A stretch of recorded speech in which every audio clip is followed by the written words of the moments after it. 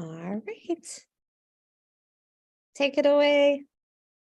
All right. Hello, Love Sweet Arrow folks. I am R.L. Merrill. You can call me Ro. My pronouns are she, her. And I am ridiculously excited to be here to talk to Amy and Allison about their books. And I have very, very burning questions.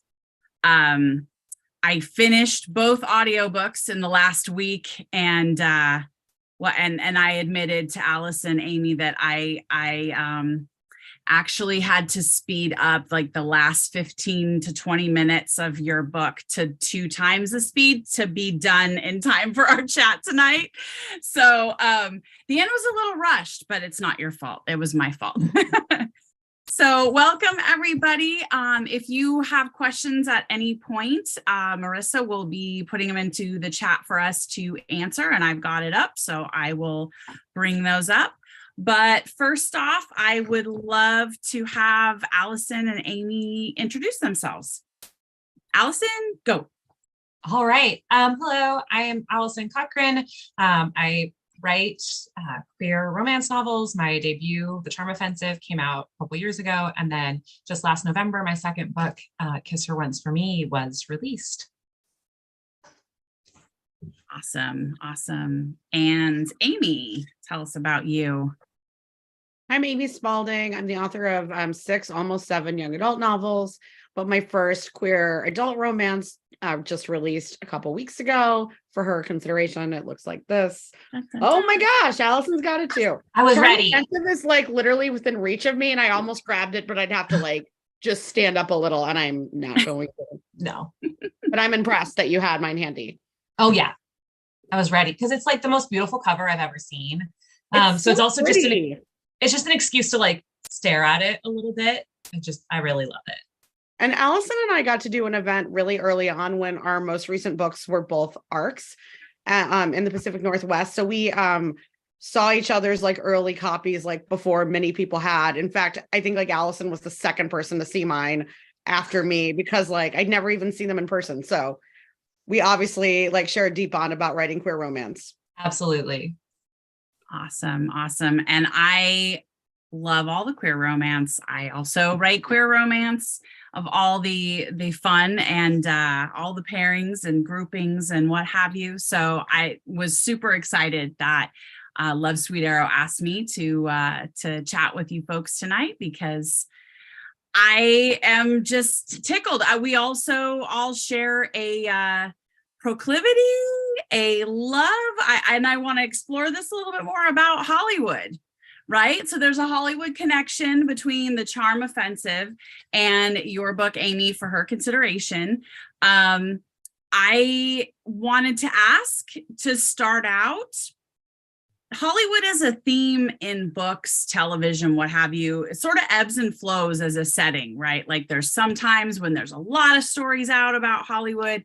And then for a while, it kind of becomes, that like, oh, another story about Hollywood. But I feel like these books definitely stand the test of time. And I'm just curious, what do you love or loathe about Hollywood? What's the attraction for you? What made you decide to write about that? Amy, why don't you tell us first? Sure. I've worked in Hollywood for nearly 20 years. So it's very much not all like there are a lot of Hollywood romances, as you said, a lot of other things set in Hollywood.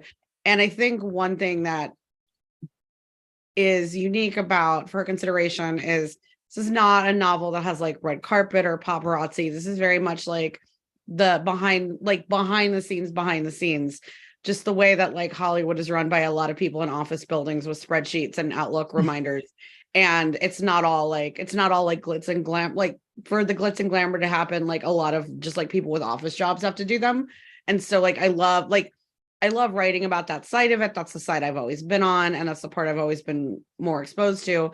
And so for me, it was just like a natural part of you know, if I'm going to write something set in LA, like that's our biggest industry. It's my town. It's what I do. So it was like, I think almost I didn't think about it. It was like, oh, if I'm going to write Hollywood, it's this side of Hollywood. That's awesome. And, you know, and I will admit, as I was listening to the story, I was waiting for that moment to pop out, right? Like I was waiting for the paparazzi to take the scandalous pictures, or I was waiting for, you know, her to have to go to some glitzy glamour, you know, so I really did enjoy that aspect of it. I tend to write about the music industry and write about the backside of the music industry. And I had written a series years ago that was set in Hollywood, but it was about kind of a singer who's dealing with vocal cord surgery and how he was laid up and what does that mean for his future. And so it was really fun to kind of explore the back end of the career and, you know, the questions that you don't necessarily see in a rock romance, because normally it's about, okay, the groupies and the this and the that. So it's really, I like books that are specifically looking at that backside of the story, because it doesn't happen without that. And that gets us over to Allison. Wow, was the Charm Offensive was so detailed about all the things that would go into putting together a reality show. So what made that sort of an appealing place for you to set the story? Well, one of the things I also love about For Her Consideration is that it feels like this like insider Hollywood romance, and that so many of the details feel so like I just wouldn't know them, because like unlike Amy, I have not worked in Hollywood for 20 years and I have zero industry experience or knowledge. So I chose to set The Charm Offensive on a reality television show because I watch reality television. And so, you know, despite the like research that went into that, a lot of what I'm writing about is just fake. It's just, you know, it's just like pure escapism. I'm mostly just hoping no one Googles it, or like whenever industry people like read the book, I'm always like a little bit scared. And so, yeah, it's a kind of coming at it from like a completely different angle, you know, looking at it from the outside and being like, I want to write about this wild world of heteronormative dating shows. Oh, yes. Allison, if it makes you feel better, there's plenty made up in my book too, because there's some things that are so high up that unless you're part of that decision in that room, you're not going to be part of the conversation. Hardly anyone is going to be part of the conversation. So you research and you also are just like, this is convenient. I need this to happen. So, you know, I think that's actually at the backbone of a lot of Hollywood stories.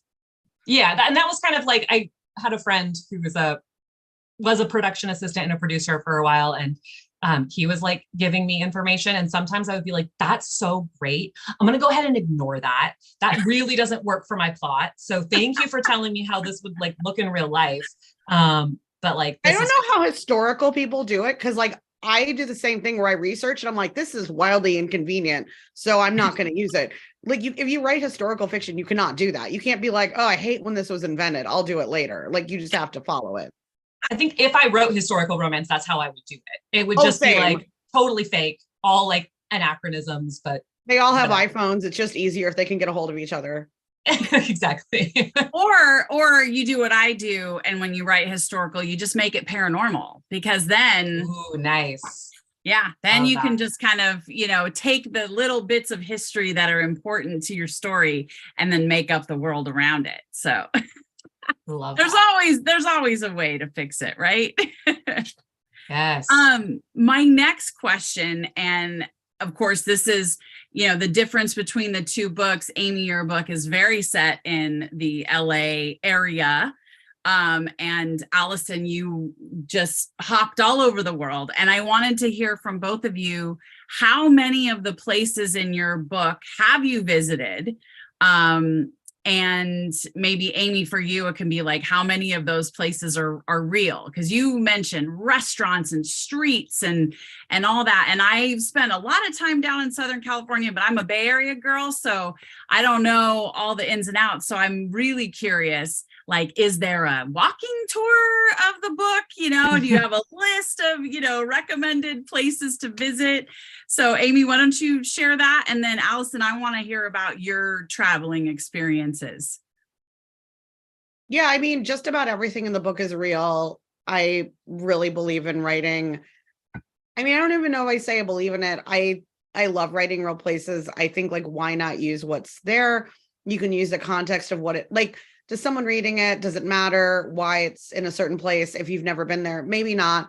To look, like, I'm a very big, like, if you know, you know, and if not, the book still makes sense. And I mean that in all sorts of ways, like the settings, any pop culture references, like any like jokes I make that are, I feel like sometimes are like for people I know, but I'm like, if the book still holds together and you do that, like, why not? But I think if you do know LA, I want it to be as authentic as possible. I think there's definitely so many fun Hollywood stories that I'm reading and I'm like, why would they drive here from there? That doesn't make sense. They take like an hour, then they have to drive an hour back and the traffic's worse by then. And so like, I'm much more like just with an eye on like ways and how long it takes people to get places and like, what is a normal setting that you would go to for a certain kind of, the only thing that sucks is like, I wrote this book during the pandemic and restaurants definitely closed during it. And I switched some of them, but on a couple, I just left them sort of out of like, this is my like RIP, like homage. Yeah. I loved it. Yeah. That's great. That's great. No, I was laughing and cringing every time Nina got in the car to just pop on over. Like I know that drive and, you know, you talk about, oh, it's a big deal and it takes time and being tardy to places like you can't, like, how can you exist in a world where everything has to be on time? That was one of the biggest issues I had with Taylor, tons of issues with Taylor, but yeah, like, how do you get any place on time? My girlfriend lived in Chino Hills and I used to go and stay with her and we would go places, but like, you know, you give that window of like 3 hours, we'll get there sometime within this window, right? So no, that was very authentic and your choices were super immersive. And like I said, if there is a list of the places in the walking tour or the tour, then let's make sure that we get that in the chat, the link to that, because I'd love to see that. I'm going this summer, so I want to visit some of these places. Allison, you're again, Bali, South Africa, like Georgia, you know, there were so many places and again, that same immersive feeling. So whether you've been to them all or not, you definitely had enough details to make the reader feel like they were, you know, just as hot and sweaty or, you know, the scenes in New Orleans. I was like, was just there in May. I can't wait to go back, you know, so definitely I felt that. So how many of those places, how did you research all that? Tell us about it. Yeah, I like, Amy, the way you described it, because I also really like using real places that exist. And I spend like a ton of time on Google Maps and like everything is about like how, and like right now I'm writing a road trip romance. And so I know like so much about freeways in the US, like, you know, if I'm trying to go like east or west to east, I know how to do it now. And so I really like to incorporate like real life places that I've been to, but also I think you know, in the Charm Offensive, like in New Orleans, nothing is named, right? And so I like in Amy's book, you get a real feel of like, this is somebody who knows LA.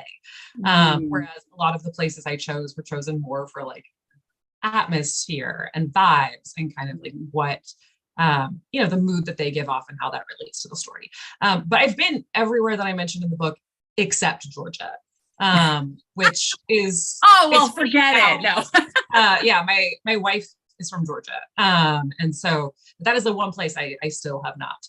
I've not visited Georgia. So when the Macon, Georgia, or Macon scenes in Georgia, like I was literally on like Street View of Google Maps, like for writing, like the scenes didn't even end up in the book, but like I am very familiar with like the downtown area of Macon, Georgia, because I spent a lot of time writing scenes that ultimately got cut there. So That's funny. No, I mean, how did authors write books before Google Earth and Google Map? I mean, same. And the ways and figuring out how long it takes to get places. Yeah, what a tool, right? Like it expands our ability to tell stories, right? Like it's a great tool, and it's not like it's a crutch. It's definitely, it's there, you've done your research, but it's another way for us to make the experience more immersive to the reader. So, okay. So South Africa though, you've been to South Africa? Wow. It's one of my favorite places I've like ever been. It was an amazing trip. My best friend, her now husband, did his PhD there. And so I got to go and visit, and it was incredible. So highly recommend. Awesome. Very, very cool. All right. Amy, this is a very serious question. I have to know about the Hoff. I have to know, is this a real painting, a real print, a real picture you saw? Or how did you choose that combination of Warhol and Hasselhoff? I just think like TGI Fridays always has random art and it's not good. And it's often something like this in the style of this. And so I just thought they would have like a random Warhol style print of someone. And I was just like, who is the dumbest person to have it of? And I asked some friends, and like the first answer was David Hasselhoff. I was like, correct, great, that's it. That is amazing. That is amazing. Yeah, I literally was like, if this is a real picture, I need it for my house. Like I was so excited about that. There are a lot of Warhol generators, so all you have to do if you want one is literally upload a picture of David Hasselhoff into any of them. Get it printed on the internet. You're set.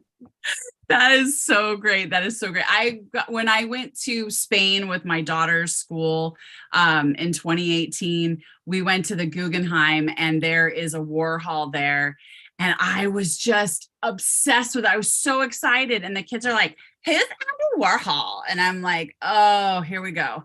And then I just totally geeked out and gave them all this like knowledge, and they're teenagers and they don't remember any of it. So that's fine. That's fine. I got excited about it. Allison, this is my burning question. Leland Barlow. Yes, where did Leland Barlow come from? But where did the inspiration? Because like Dave has such a huge obsession with the singer. And I just was like, who was she thinking about? What did he sound like? Like, who was your muse? So like the embarrassing thing is that he originally, like when I wrote the first draft of this book and like queried it to agents, he was Shawn Mendes, because I just thought that was like hilarious. Like, yes, like, because I both like love Shawn Mendes's music and also I'm like embarrassed, like I don't believe in guilty pleasures, but also, it's that pop that it's like, because Dave is so, he just like loves things that are happy and poppy. Yes. And so that was originally what I wrote into the story. And then my agent, that was in 2019 that I, signed with my agent, and she was like, absolutely not. Like, this book will not be on shelves for at least 2 years. Like, you are not putting a real celebrity, like, you don't know what that kid is going to do in the next 2 years. And like, you don't want that real celebrity, like on the page, and like idolized. And so then I got to like just invent a new pop star. And so he's not like mind, he is not Shawn Mendes. He is this like fake hybrid pop star where I was just allowed to like do whatever I wanted with him. But that was, in the OG draft, that was who I made him. And, and then of course, like everybody like makes fun of Dave's whole book for loving Shawn Mendes, but yeah. Well, I thought it was great. And I figured there had to be a story there because he was such like a real part of the story with Dave, but then also the concert, and like, it just was a beautiful scene. And being a music geek, like that's where I usually like, focus in on is like, what are the songs? What are the music that the author was inspired by? So I just had to ask. That was very fun.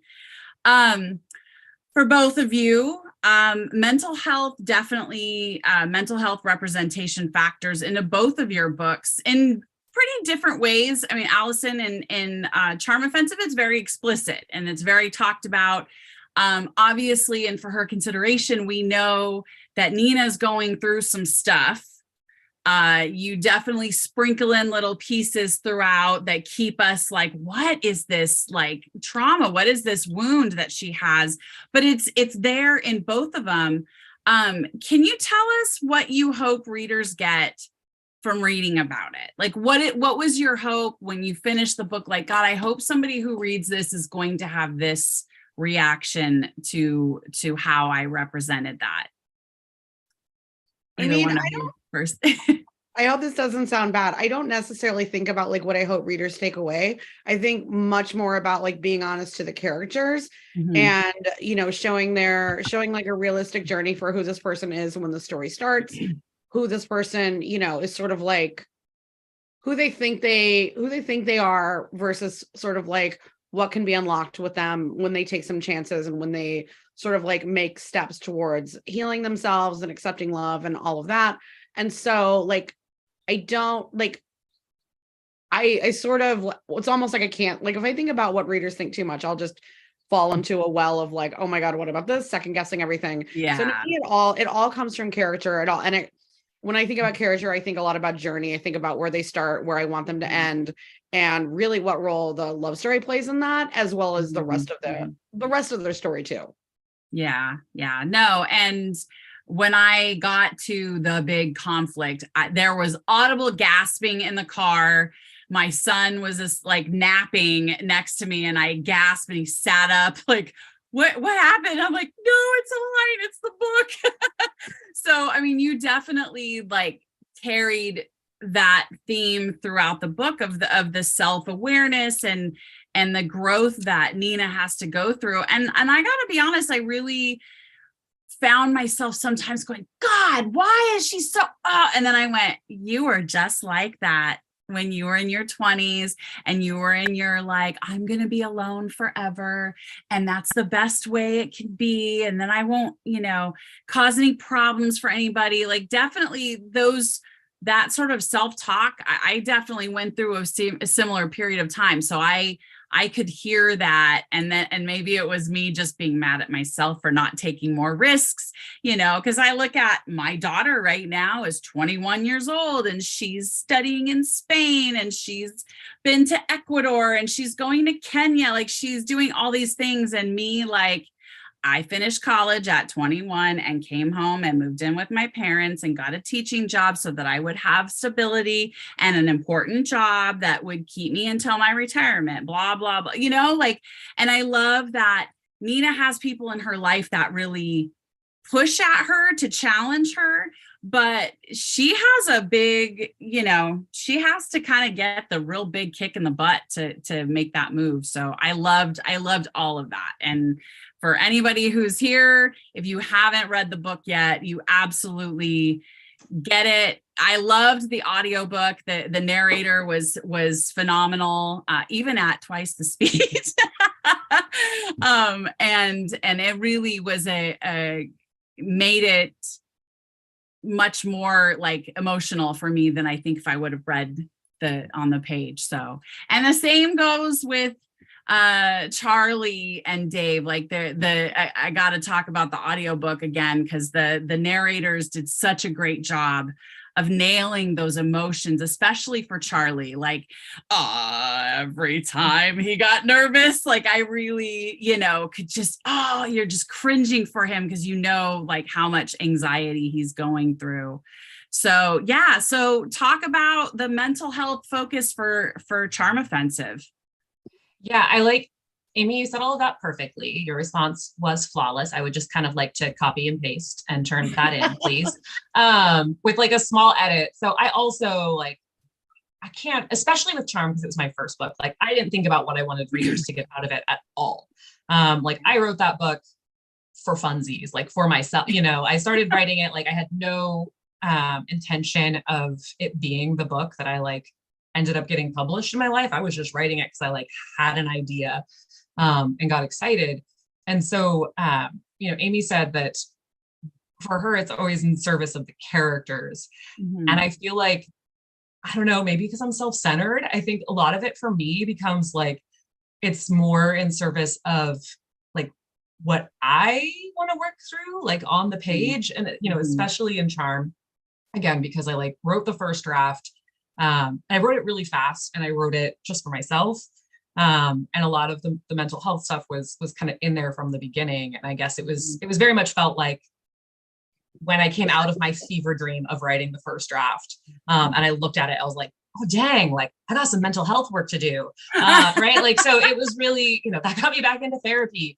And so yeah, I think it's more writing about what feels authentic, like to my experiences, and writing kind of giving small parts of myself to characters and then allowing them to kind of embody some of those difficulties, and then ultimately I think you know, begin their kind of healing, as Amy said, and their transformation, and kind of letting them have happily ever afters, you know, like especially giving parts of myself that I think in the past I have thought were undeserving of love, and giving those to characters, and then getting to like watch them see their own worth and see what they deserve. And I think that's also kind of a fun part of writing, like romance in general, but especially queer romance too. Yes. That you kind of get to say like, okay, but here's this fairy tale happy ending that, you know, and that was how, for you're talking earlier about Hollywood books. And I love Hollywood books, so I've read a lot of them, but Her Consideration is one of like maybe 3 queer Hollywood books I've ever read. And so seeing it from that sapphic lens, like it does make it feel so fresh, because it's the first time you've been able to like look and kind of see yourself in those situations or in those stories. Absolutely. Well, it was important to me. Thank you. It was important to me too, to make it really like queer specific too. Like, it's not just like like I didn't want to write like a Hollywood romance, save as now they're gay and they're women. What's that about? Like, it's very much about like what it actually means to be like a queer woman working in Hollywood, living in Hollywood. What are different expectations? What is your, you know, what is your social life like in comparison? What is your fame level like? Like, Ari is not that famous compared to, I think, a lot of the times the famous person in a celebrity romance, because she's famous with like lesbian Twitter. If we even have lesbian Twitter left, Twitter couldn't do images today. It posted this image of this event as just a mustard yellow square. So, you know, Oh my gosh. who knows if lesbian Twitter made it, but like, it was it was important to me that it wasn't just like a cut and paste. Oh, well, now it's like this. And I love all of that stuff too. Like, oh my gosh, I'm a sucker for any Hollywood romance, gay or straight, like bring all of it to me. But it really mattered to me that it was also sort of like in this specific community and specific identities. Absolutely. And I was so much in love with how Ari kind of begrudgingly accepted her role as sort of being the representation, mostly because she's about making things better for other people, right? Like, oh yeah, no, I like giving, I like helping, I this and that. But, you know, Nina reminds her frequently, it is so important. And when she says, think about what it would have been like when we were young to see somebody like you, like that just really, really impacted me, because I grew up, I'm 50. I grew up in, you know, the 70s and 80s, and, you know, there wasn't, you know, unless it was like the, you know, lesbians on motorcycles at a gay bar at the back, you know, some like action scene in a movie, really, like that you didn't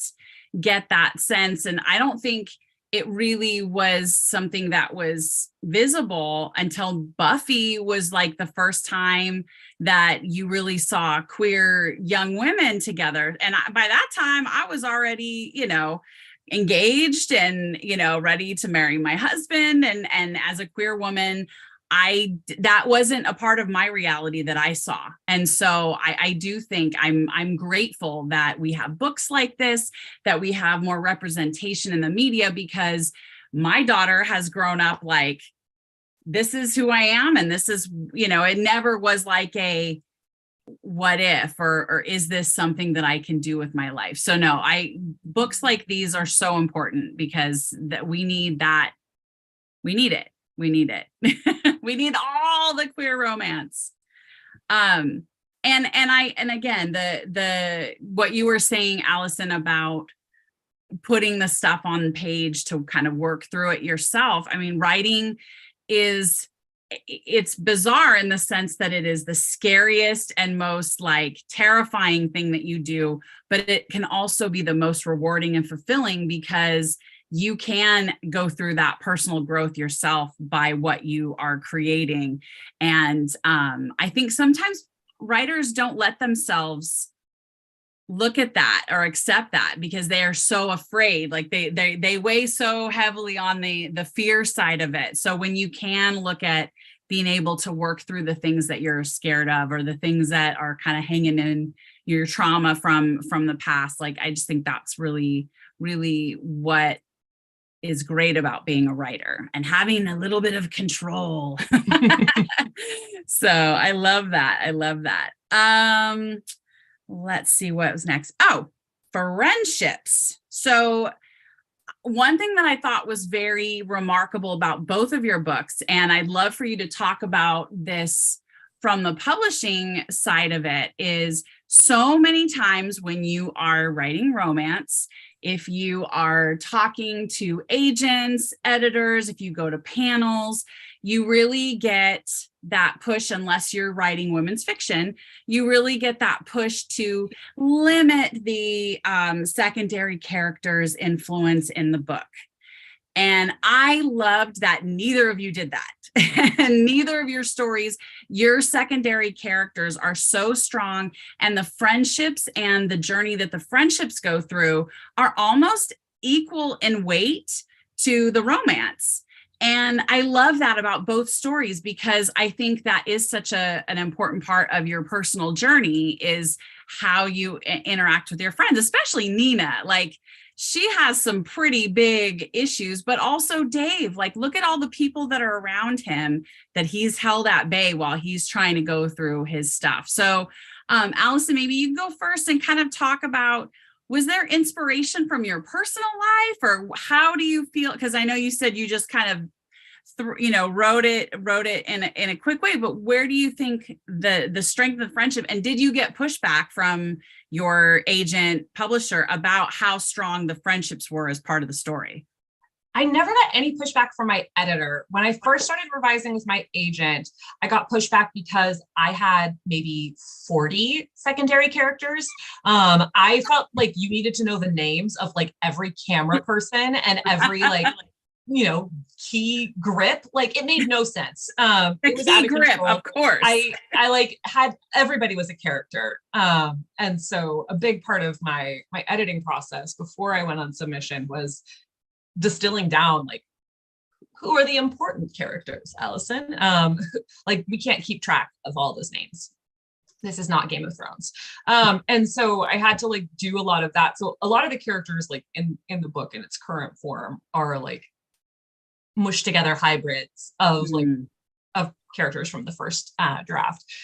But I mean, I think I'm inspired by real life in the sense that like I have very strong friendships, and like I don't know what I would do without the friends who are like family to me. And so I think in that sense, those connections are so meaningful to me.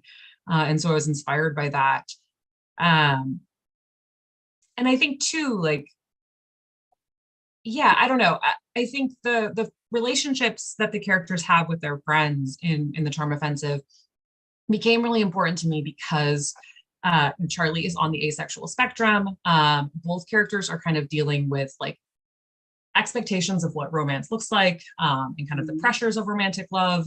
And so I think it was really important to me to also show like the beauty and importance of platonic love, and having that balance in your life between, that all types of love are like important and valid.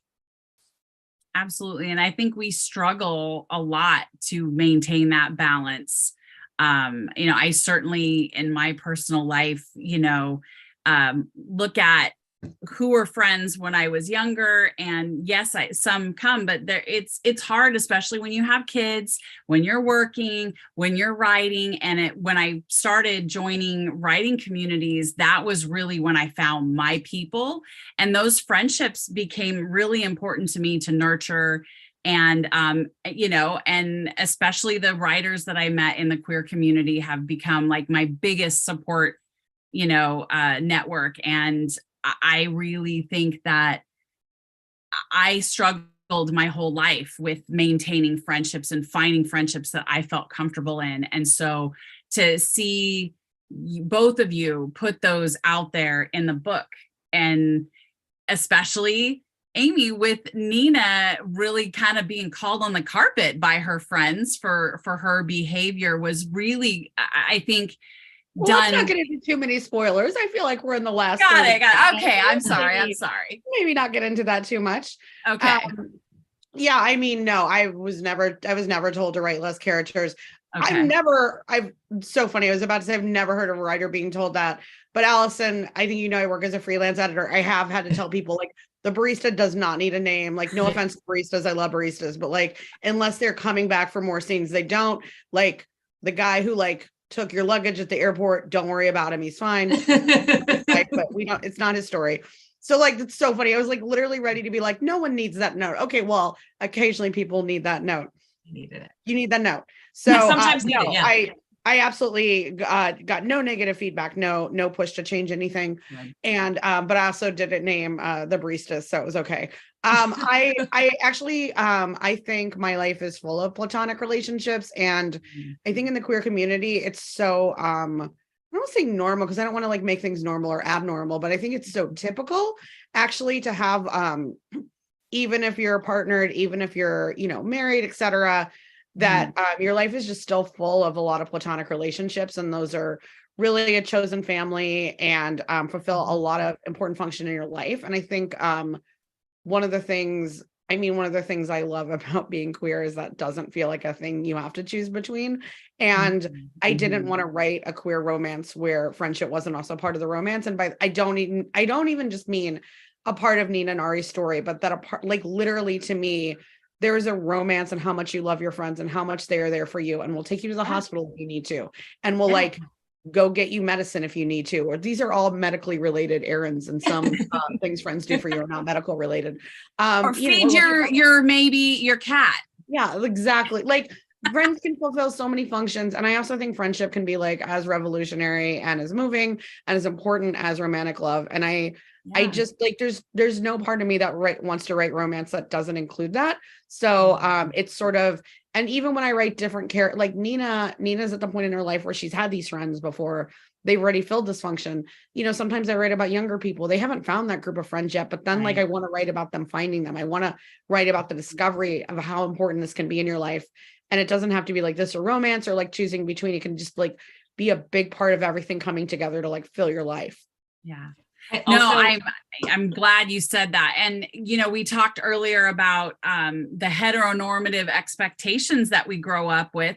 And one of those expectations is that your partner is your main person and is your life. And how many people in my generation who gave up their friendships to be with their partner, and that was what was expected. And so to see books where that is, hey, this is not what you should be doing. You need to maintain those friendships. I really appreciated reading it from that perspective.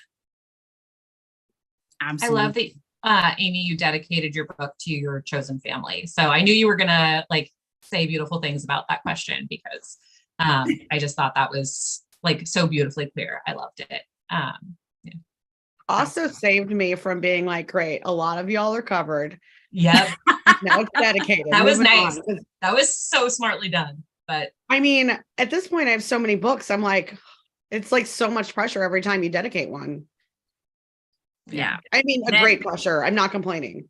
It is, but at some point, there's going to be you're going to double up. You're going to have a repeat. So no, that's awesome. That's great. Let's see. Oh, okay. Well, this is, we talked a little bit about Hollywood as an inspiration. What is a Hollywood story that you wish you could see again from for the first time? Or if there isn't one you can think of, what sort of a queer Hollywood story would you love to read? Like, what are you wishing was out there? Gay Notting Hill. Ooh. Nice. That seems to be I for some reason that name has been coming up a lot recently, the name of that movie in posts. I've seen several posts recently where people are like bringing that one up again. Yeah, it's having its day for sure. Yeah. How about you, Allison? I'm overwhelmed by the possibilities. But I'm also a total nerd and I love like Broadway. And I recently went through a period of time where I like just listened to a lot of Ben Platt. And I was watching a video once where he did a rendition of Shallow from A Star Is Born. But like it was a duet with him and another like male actor. And they like joked about doing, gay A Star Is Born. And I was like, how the hell to watch that or read it, whatever. Like that sounds amazing. Allison, you should write that. Yeah. I mean, I don't think I have enough capacity to actually do the real research to write like a quality Hollywood romance. That's like, you know what I mean? Like That's fair. No, that's super fair. I mean, it's also why like there are also things I have where I'm like, it's too much specificity that I'd have to build the story around that I couldn't make up. So yeah. Yeah, I just gotta I love it. I want someone else to write it. But or like, I want to just watch the crap out of it. That sounds amazing. Yeah. Why should we have to do the work? We should get to just enjoy it. Yeah, I just want to enjoy it. I don't want to have to do that research. No way. Plus, it is I think, and I don't know about you, Amy, or is your next book like in this series? Is it also a Hollywood romance? Or are you not allowed to discuss? I'm so sorry. It's okay. I love being mysterious. I'm not good at it, so it's just funny.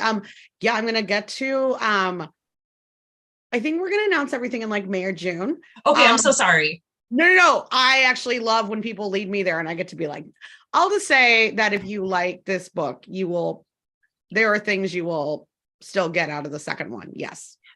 Yay. Awesome. Very, very good. And that was actually my next question is what's next for you both? So Allison, what's next for you? I know you said it's going to be a bit till your next release, but what are you working on? What are you excited about?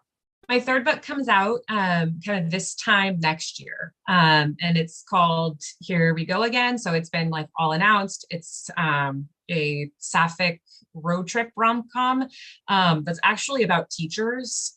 And so I didn't know that, we were both teachers. And so, but it's about teachers, but it's not about school. So it takes place during the summer and they are about two former childhood best friends turned rivals due to mysterious past events who end up on this like road trip to fulfill their former English teacher's dying wish.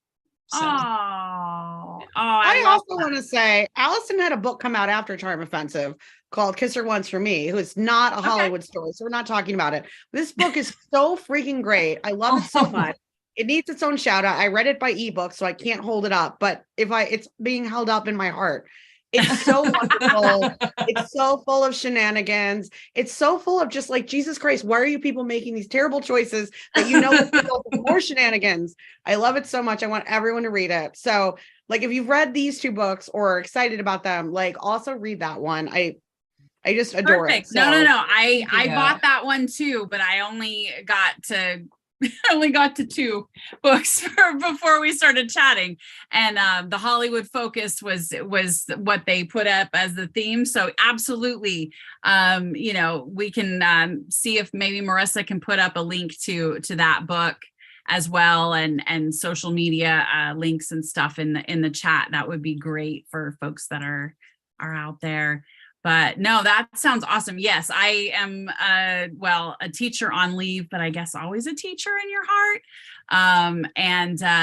I love books that are about teachers, because especially when people have been teachers before, and like it's, like you were saying, Amy, that there's things that when you worked on the back end in Hollywood, like that other people don't know. Well, reading books when there's teachers, and the little things, what happens in the staff room, or like the bureaucracy kind of stuff. Like I have this, my teacher, long story, but my teachers union went on strike in 2019, right before everything went to hell, right? And I had this, like, I still have notes someplace, but it was a long time before, like, it didn't hurt anymore because it didn't turn out well. But I still have this dream to write that, on the picket lines story, romance, love story, to deal with that. But that's in the future. That's down the road a little bit. So Amy, how about? Oh yeah, I do have a new young adult novel. It comes out April 18th called No Boy Summer. If you were mainly a reader of adult romance, I promise if you like For Consideration, there's still so much of what is in For Consideration that I promise is a No Boy Summer. It's still a fat positive book. It's still, excuse me, definitely about forming your group of friends that will take you through life. It's a story about sisters. It's a story about romance, and it's a story about learning to love a big city. So I'm really excited about it, that it's out in like a month and a half. It was a little nuts, but great. Oh, wow. Yeah, that's close together. That's close together, your releases. So absolutely, that's a lot. Tell me a little bit about going back and forth between YA and adult, writing that romance. I've toyed with it, but I'm still too close to it. I have a teenager in the house. He's graduating this year. So maybe after that, I will have gotten over my trauma enough to be able to write YA. Because for the longest time I said, I can't do YA because I'm in it. I'm living it. That's not an escape for me writing it. So, but someday, but I wanted to kind of ask how that works for you. Is it easy to go back and forth between the two, or does it take a pretty big mental shift?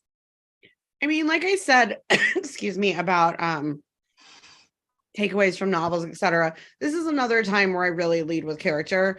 And if you're writing a 17-year-old versus a 32-year-old, you're just making inherently different choices.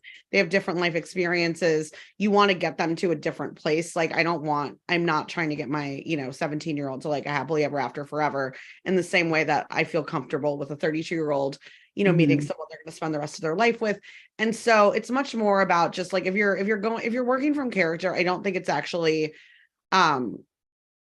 I don't think it's that jarring. And I think it's also just really, understanding the genres and being well read in all of them, and not just all of them, both of them, and not just assuming that like you just switch ages and like nothing else changes. It's like, no, like there's still sort of like genre, I don't even want to say tropes, but just norms. And, teens have a lot of coming of age to do. You have to keep their family or lack of family, if that's why, present in a way that you have to do an adult.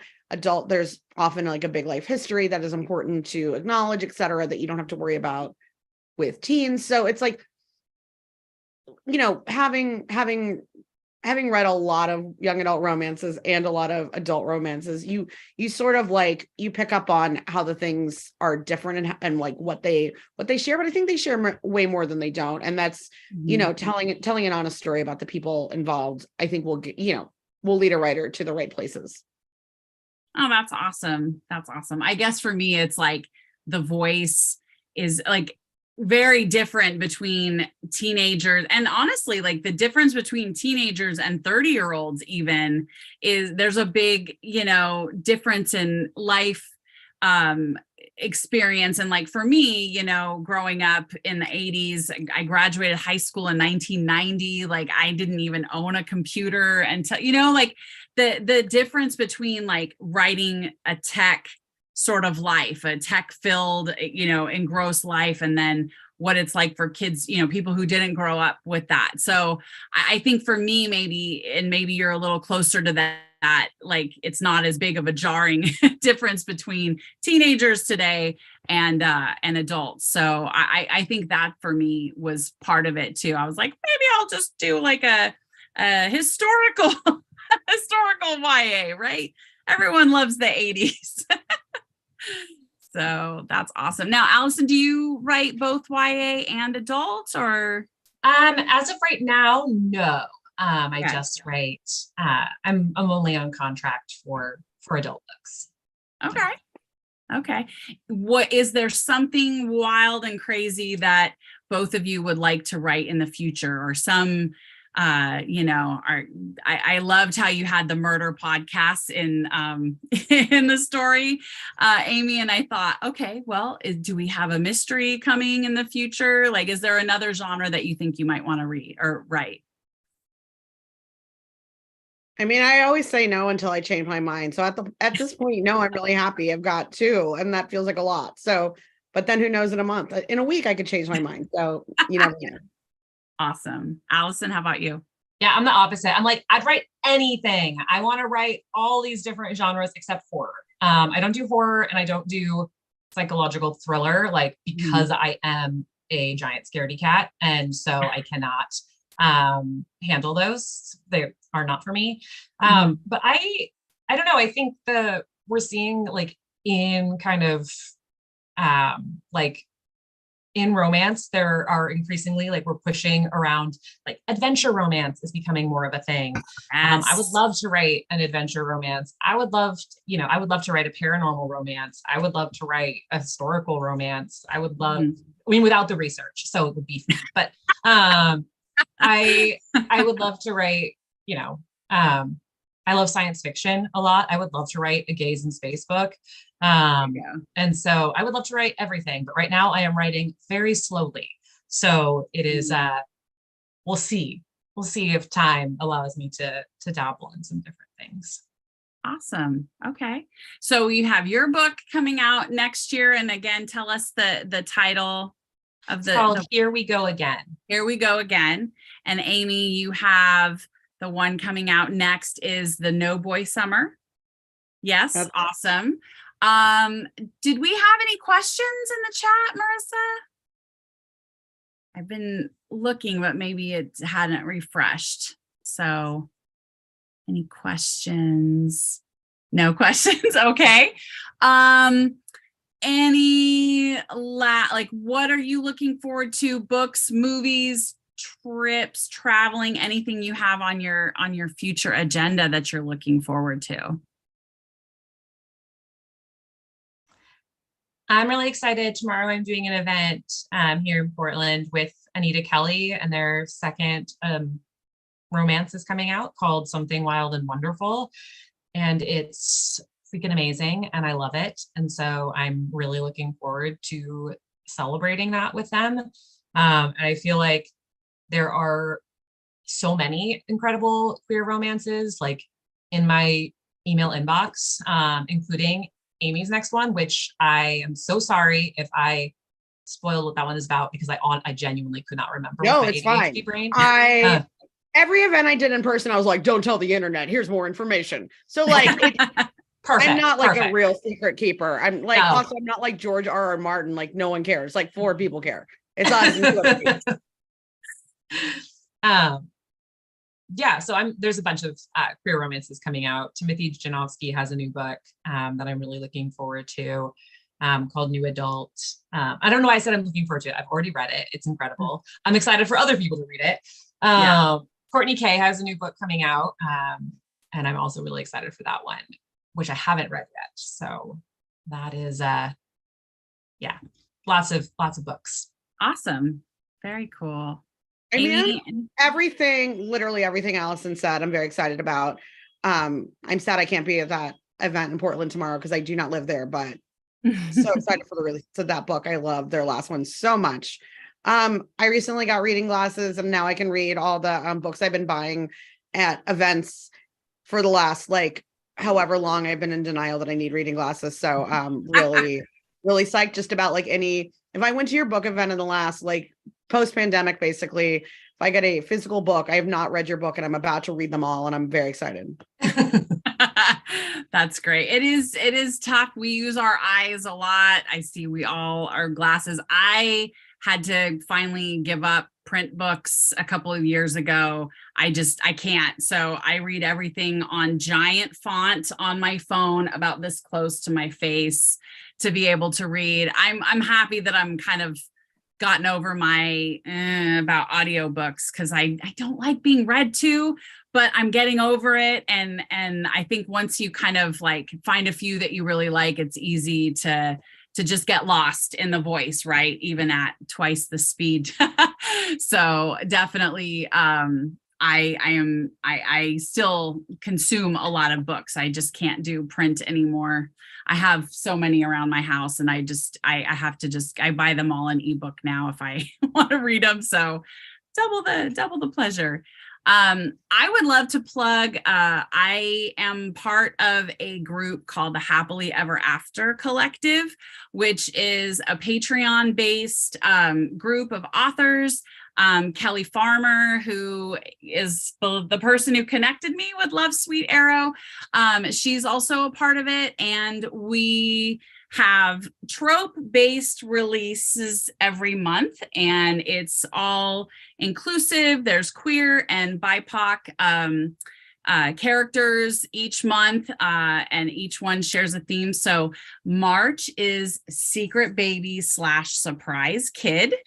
And I have a good friend, Addie Woolridge, who actually has a book out tomorrow, which is the Meet Cute something. I can't remember the rest of it, but Addie challenged me. She said, "Oh, you can't write a secret baby book, a queer one." And I was like, "Aha. Yes, you can." So I did. And so it's one of the choices, but there's also another one this month written by Fortune Whelan that is both of our books kind of surprisingly ended up being polyamorous groupings with queer characters. And so I'm really excited about the Happily Ever After Collective. And I believe Kelly's book will be coming soon. We are not allowed to share which month or which trope we have until that month. So I saw her newsletter this week and she had said, "It's coming soon, I promise. And I can't tell you when, but it's soon. So I can't wait to read what she comes up with. Her and I met a few years ago when I beta read her first hockey female romance out on the ice, and right before she got picked up by a publisher. And so we've stayed friends, and just super excited about what she's got coming up, including her gay It's a Wonderful Life. Her sapphic It's a Wonderful Life is coming out later this year. So definitely that one's going to be on my list as well. So anything else you want to share, where people can find you, other than in Portland tomorrow? If we can't make it, where else can people find you? Amy, tell us where folks can find you. I mean, it's the internet. You Google me, you'll find everything you need. My website, my social media, etc. Okay. And you said you will be back out on the road for the next book? A little bit, but not as much. So this is really sort of the end of that tour. Just a few little things for the new YA. Awesome. Okay. Allison? The best place, I mean, likewise, Google is great. But I'm mostly on Instagram in terms of social media. And I'm honestly barely on Instagram right now either, because I don't have a book coming out this year. So I have been enjoying some social media free drafting Downtime. Yeah, so it's been nice to focus on writing without having to post all the time. That's nice. I see how people get this done, and so yeah, that's where you can find me. Awesome. And we will be looking forward to your next release, and in the meantime, absolutely pick up the ebooks, the audiobooks for sure.